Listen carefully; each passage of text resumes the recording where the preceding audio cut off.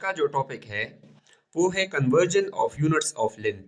बाज़ दफ़ा आपको एमसीक्यूज़ में सेंटीमीटर दिया होता है और आपको जो ऑप्शन दिए होते हैं ए बी सी डी, तो आंसर में मीटर आपको देखने को मिलता है या आपको किलोमीटर देखने को मिलता है। तो इसी तरह जो कन्वर्जन है वो हम कौन सी यूनिट्स का कैसे करेंगे, तो ये आज हम पढ़ने वाले हैं और ये बहुत ही इम्पोर्टेंट टॉपिक है, तो ध्यान से देख लीजिए। जैसे आपको एमसीक्यू में 1 इंच दिया हुआ है या 2 इंच दिया हुआ है, 3 इंच दिया हुआ है और आपको ऑप्शन में सेंटीमीटर दिया हुआ है, तो आप इनकी कन्वर्जेंस को कैसे करेंगे। याद रखिए कि 1 इंच इक्वल होता है 2.54 सेंटीमीटर। कितने का?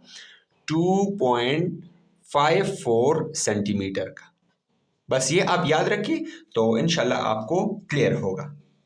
इसके अलावा जो है, अगर आपको फुट में दिया हुआ है और आपसे मांगा जाए इंचेस में, यानी ऑप्शन में इंचेस हैं, तो आप इनकी कन्वर्जेंस को कैसे करेंगे। याद रखिए कि 1 फुट में होते हैं 12 इंचेस। कितने इंचेस? 12 इंचेस। अब अगर 16 फीट हैं तो इनमें कितने होंगे, वो x क्रॉस मल्टीप्लाई कर ले, बात खत्म हो जाएगी। इसी तरह हमारे पास जो 3 फीट होते हैं वो इक्वल होता है 1 यार्ड का। किस चीज़ का? 1 यार्ड का।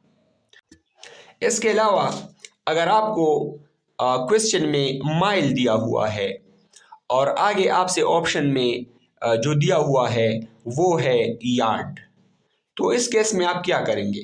याद रखिए कि 1 माइल इक्वल होता है 1760 यार्ड्स का। 1 माइल इक्वल होता है 1760 यार्ड्स का। इसके अलावा अगर आपको किलोमीटर में दिया हुआ है और आंसर जो है वो आपको दिया हुआ है 0.5 माइल या आपको दिया हुआ है 0.6 माइल या 0.7 माइल, तो इस केस में आप क्या करेंगे।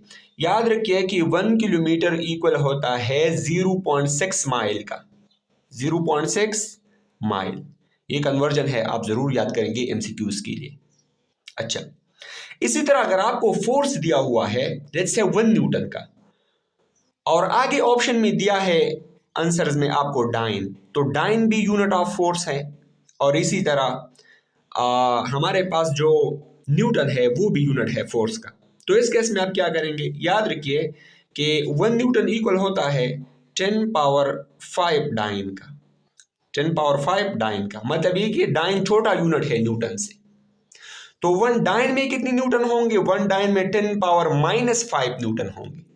ठीक है, वो कैसे होंगे? वो इस तरह, अगर 1 न्यूटन में 10 पावर 5 डाइन है, ठीक है, तो यहां से मैं डिवाइड करूंगा 10 पावर 5, यहां भी डिवाइड करूंगा 10 पावर 5, ये कैंसिल हो जाएगा और अगर ये ऊपर चला जाएगा तो इसका पॉजिटिव साइन नेगेटिव में कन्वर्ट होगा। तो 10 power -5 newton will be equal to 1 dyne and dyne is a CGS unit.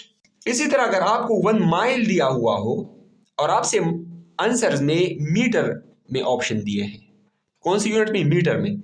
तो याद रखिए कि 1 माइल में होते हैं 1609 मीटर्स। ठीक है, ये भी आपको क्लियर हुआ।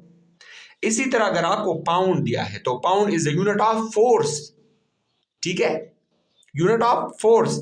अब 1 पाउंड में कितनी न्यूटन होंगे, क्योंकि न्यूटन भी यूनिट है फोर्स का, तो 1 पाउंड में होते हैं 4.45 न्यूटन। ठीक है, इसी तरह 1 फुट जो है वो इक्वल होता है 0.304 मीटर का। 1 रेडियन जो होता है वो इक्वल होता है 57.3 डिग्रीज का। ये मैंने ऑलरेडी आपको लेक्चर मौजूद है, आप देख सकते हो। 360 डिग्री इक्वल होता है 2 पाई रेडियन का।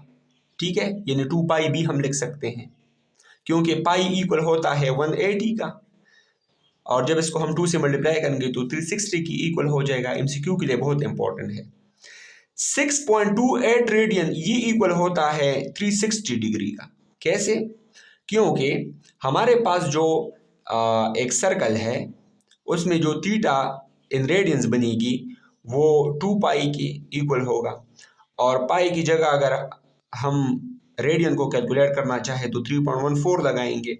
जब इसको मैं मल्टीप्लाई करूंगा ये 6.28 आ जाएगा। तो 6.28 रेडियंस और ये इक्वल होगा 360 का, क्योंकि यहां पर भी 2 पाई है, यहां पर भी 2 पाई, ये इक्वल है 360 का, तो ये भी इक्वल हो जाएगा कितने का? 360 डिग्री का। अब अगर 12.56 क्या है? स्टेरेडियन है, तो वो कितने डिग्रीज के इक्वल होगा? तो याद रखिए कि वो इक्वल होता है 3283.29 डिग्रीज का। ये कैसे? मैंने आपको बता दिया था कि स्टेरेडियन जो है this is also called a squared radian. तो 1 रेडियन में 57.3 डिग्रीज और ये स्क्वायर है, तो यहाँ पर हम स्क्वायर करेंगे, तो ये अगर आप कैलकुलेटर से कर ले तो यही वैल्यू आ जाएगी। अब यहां पर है Tesla. Tesla is the unit of magnetic field strength, और गाज जो है वो भी the unit of magnetic field strength है। तो 1 टेस्ला में होते हैं 10 पावर 4 गाज, तो 1 गाज में होंगे 10 power -4 Tesla, the unit of magnetic field strength. ठीक है, जिसको हम डिनोट करते हैं बी से। कौन से सिंबल से? बी से। अच्छा, अब अगर डाइन आ जाए तो 1 डाइन में कितने न्यूटन होंगे? याद रखिए यहां पर मैंने आपको बता दी दिया, लेकिन यहां पर आप लिखिए कि इनमें 10 पावर -5 न्यूटन होते हैं, यहां पर जो मैंने बता दी।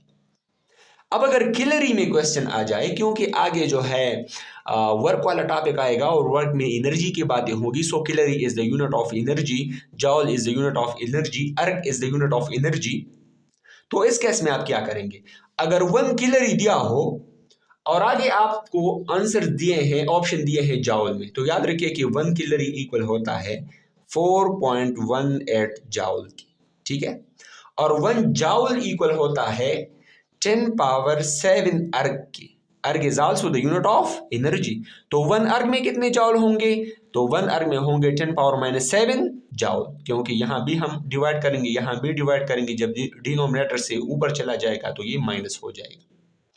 तो इतने यूनिट्स है, अगर ये आपको आ रहे हैं तो आपकी मल्टीपल ऑफ एमसीक्यूज जो है वो सॉल्व आउट हो सकते हैं। तो लेक्चर को ध्यान से देख लीजिए, लाइक दीजिए और चैनल को करिए subscribe. Thank you so much. Allah Hafiz.